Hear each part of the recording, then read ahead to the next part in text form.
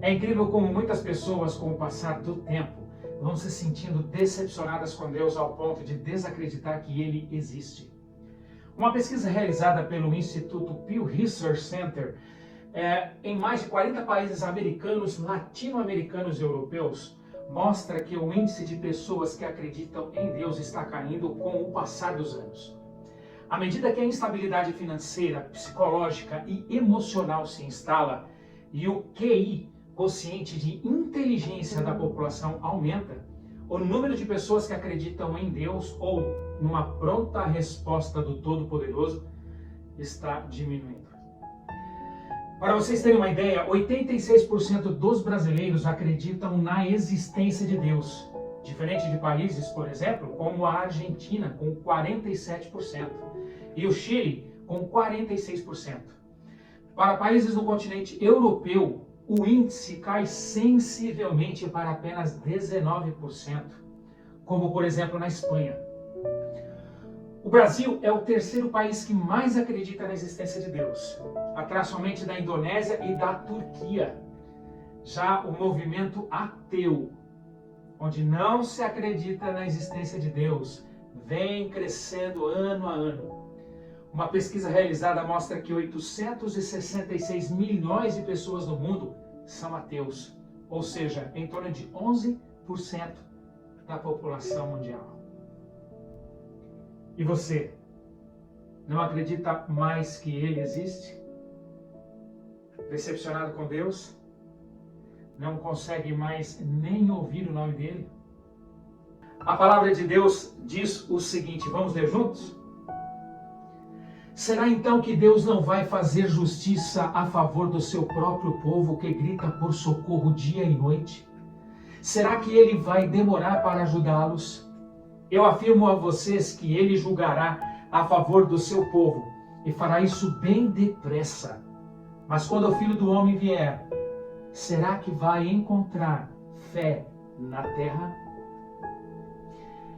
E a pergunta principal que eu faço entre muitas: por que muitas pessoas estão decepcionadas com Deus a ponto de não acreditar mais nele? Confesso para vocês que eu tenho me sentido assim também, um tanto decepcionado com Deus. Tenho certeza que eu não sou o único. Acredito que uma grande quantidade de pessoas neste mundo estão decepcionadas com Deus pelo simples fato de não terem as suas orações respondidas. Passam por uma infinidade de problemas das mais variadas ordens. Pedem socorro a Deus e não conseguem resposta. É como se Deus não existisse ou não se importasse com elas. Para muitas pessoas, existe um grande abismo entre o que esperam de sua fé cristã e o que de fato acontece. A partir de um verdadeiro mundo de livros cristãos, sermãos e testemunhos, todos prometendo a vitória e sucesso, elas aprendem a esperar que Deus atue impressionantemente em suas vidas. Se não enxergam tais intervenções, essas pessoas sentem-se desapontadas, traídas e frequentemente culpam a Deus por esse silêncio. Uma senhora dizia: eu ficava pensando na frase relacionamento pessoal com Deus, mas para minha surpresa descobri que isso era bem diferente de outros relacionamentos. Nunca vi a Deus, nunca ouvi, nunca o senti. Com Ele, nunca experimentei os elementos mais básicos de um relacionamento genuíno. Ou existe alguma coisa de errado com o que me ensinaram, ou existe alguma coisa de errado comigo. Essas desilusões são geradas inconscientemente por nossas expectativas e dependem em grande parte daquilo que, em primeiro lugar, esperamos de Deus e não de nós mesmos. Uma jovem senhora, mãe, disse que a sua alegria de ser mãe pela primeira vez se transformou em amargura. Ela havia dado à luz a uma menina que tinha um defeito de nascimento que deixava a medula vertebral exposta. ela relatou como as contas médicas acabaram com as economias da família e como o seu casamento terminou por causa do tempo que ela dedicava à filha com problemas de saúde. À medida que a sua vida desmoronava, ela começou a duvidar de que antes havia crido em um Deus amoroso. Querem mais uma história? Um homossexual também contou que, por mais de uma década, ele havia buscado uma cura para suas tendências sexuais. Ele havia experimentado cultos carismáticos de cura, grupos cristãos de apoio, tratamento químico. Ele até se submeteu, para vocês terem uma ideia, a uma terapia aversiva, onde psiquiatras aplicavam choques em seus genitais, caso ele reagisse a fotografias eróticas de homens. Nada funcionou. Ele relatou que, em desespero, orava a Deus por uma cura e nunca teve resposta alguma. Uma outra jovem também contou sobre uma contínua depressão que ela tinha. Segundo ela não tinha motivos para estar deprimida. Ela tinha boa saúde, ganhava bem, possuía sólida base familiar, mas na maioria dos dias, quando acordava, ela não conseguia imaginar uma única razão para continuar vivendo.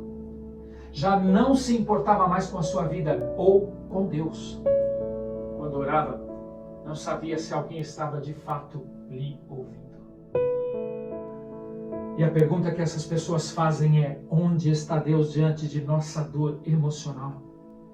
Porque com tanta frequência Ele nos desaponta. A desilusão com Deus nem sempre vem de uma forma tão marcante como essas que eu citei agora nessas histórias. Muitas vezes, o simples fato de perder alguma coisa, ou quebrar alguma coisa, ou Deus não nos atender numa situação de aparente perigo, já é motivo para a mente humana seguir em direção, buscando um culpado. E geralmente nunca somos nós os culpados, e sim Deus que não nos ajudou. Para aqueles que vivem uma vida inteira a serviço de Deus, pastores, padres, seminaristas, pessoas que se dedicam a Deus, profissionalmente até, a dor de não ser ouvido é como a dor de uma traição. Viver uma vida inteira ao lado de Cristo, pregando, curando, testemunhando, e quando mais precisam, o Senhor parece não se importar. Para alguns destes, a dor é tão intensa que existe uma ruptura tão profunda que é quase impossível voltarem a viver uma vida de abnegação e comunhão com Deus. Confesso que não quero simplesmente acreditar que Deus não existe, que Deus não nos ouve, que Deus está escondido, que Ele faz isso de propósito porque não nos ama. Não quero acreditar nisso porque Deus é a minha única esperança, eu confesso. Olhando para o Velho Testamento, para os livros do Êxodo e de Números, na busca pela existência de Deus, um paralelo deste tema saltou das páginas da Bíblia para mim. O livro de Êxodo e de Números descreve Deus entrando quase que diariamente na história humana. Mostra um Deus agindo com absoluta justiça e falando de tal forma que todos podiam ouvir. E mais do que isso, Ele mesmo se fez visível. Êxodo 24, no versículo 9 e 10, a Bíblia diz assim: Moisés, Arão, Nadab, Abiú e 70 líderes do povo de Israel subiram ao monte e viram o Deus de Israel. Existe um contraste entre os dias dos israelitas e os nossos dias no século 21.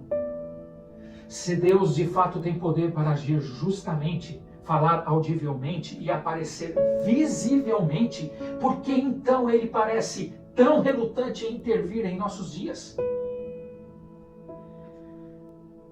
Talvez a pergunta que deveríamos fazer seja: será que a clara palavra e a presença de Deus no meio do povo aumentou a probabilidade de obediência? E eu respondo para vocês: aparentemente não. Pois os relatos de Êxodo e de Números demonstram que o povo, mesmo com a presença de Deus e vendo o sobrenatural, se afastava dele cada dia. E aqui a gente observa um padrão marcante nos relatos do Antigo Testamento. A própria clareza da vontade de Deus e sua presença tinha um efeito desanimador na fé dos israelitas. Por que buscar a Deus quando ele havia se revelado de forma tão clara? Por que dar um passo de fé quando Deus havia garantido os resultados? Por que lutar com dilemas conflitantes quando Deus já havia solucionado o dilema?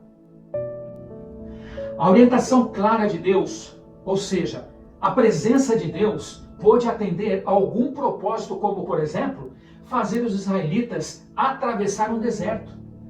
Mas não parecia estimular o desenvolvimento espiritual deles. Na verdade, para os israelitas, isso quase eliminou por completo a necessidade de fé. A orientação clara e audível de Deus e da presença de Deus todos os dias esvaziou a liberdade, tornando cada escolha uma questão de obediência e não de fé.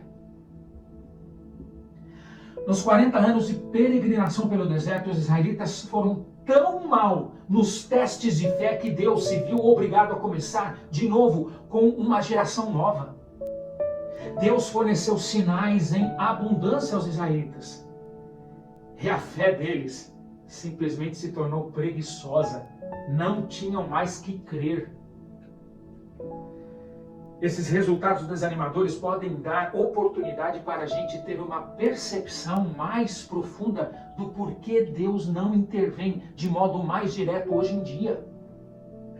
Alguns cristãos anseiam por um mundo cheio de milagres e sinais espetaculares da presença de Deus. E será que uma erupção de milagres sustentaria a fé? Provavelmente não. Pelo menos não sustentaria o tipo de fé que Deus parece estar interessado. Os israelitas são uma grande demonstração de que os sinais só conseguem nos tornar viciados em sinais e não em Deus. O pensamento de um pastor me fez recentemente refletir. Ele disse assim: eu não tenho fé. Ou melhor dizendo, eu tenho fé, mas parece que ela não tem aplicação por causa do sumiço de Deus. Porque Deus não respondia como ele gostaria de ter a resposta. Como é que a fé se aplica? O que temos o direito de esperar de Deus? Essa é mais uma pergunta que eu faço a você. Sinceramente, não conheço a tua dor. Não sei exatamente se ela é física ou se ela é emocional. Não sei se você já desistiu da vida ou se você já desistiu de Deus. Não sei se você perdeu alguém que você amava muito, muito, muito. E talvez nesse momento você esteja culpando a Deus. Talvez você esteja passando por essa situação. E claro que você, por causa de sua dor, não vai entender o porquê Deus age assim, como se estivesse escondido ou como se ele não existisse. É claro que por causa de sua dor você nunca vai entender o modo de como Deus passou a lidar com o ser humano, não mais pela sua presença, mas pela fé. É claro que você vai se revoltar ao pensar que Deus poderia fazer alguma coisa pelo seu problema e não o fez por causa de uma questão didática. Se você está decepcionado com Deus, mesmo sem acreditar mais nele, aí bem no meio da sua angústia, eleve um pensamento a ele dizendo: você pode não existir na mente de muitos, mas é a minha única esperança. Pergunte a Deus: onde está você? Eu vou te contar um segredo para a gente terminar. Está decepcionado com Deus? Ele parece que desapareceu, você não ouve mais a sua voz, você não sente mais a sua presença. Vai até um espelho. Agora olhe para o espelho. O que você está vendo? Você não está vendo Deus, mas você está vendo a imagem e a semelhança de Deus. Deixe Deus refletir a sua imagem em você, para você alcançar esta geração incrédula que não acredita mais nele. Por que parecer com ele somente na imagem e não na semelhança? Talvez você foi colocado aqui neste tempo para refletir a imagem e a semelhança de Deus. Deus sabia desse sumiço dele, mas ele colocou você para que as pessoas não se esquecessem de como ele era ou de como ele é. Um Deus que se preocupa, que nos ama e que se importa conosco, mesmo às vezes não parecendo. Ao olhar para você, as pessoas se lembrarão de como Deus é, porque você reflete nos seus atos, nas suas palavras, na sua forma de pensar, na sua forma de ser, um Deus que para muitos morreu ou não existe, mas que está vivo aí no seu coração.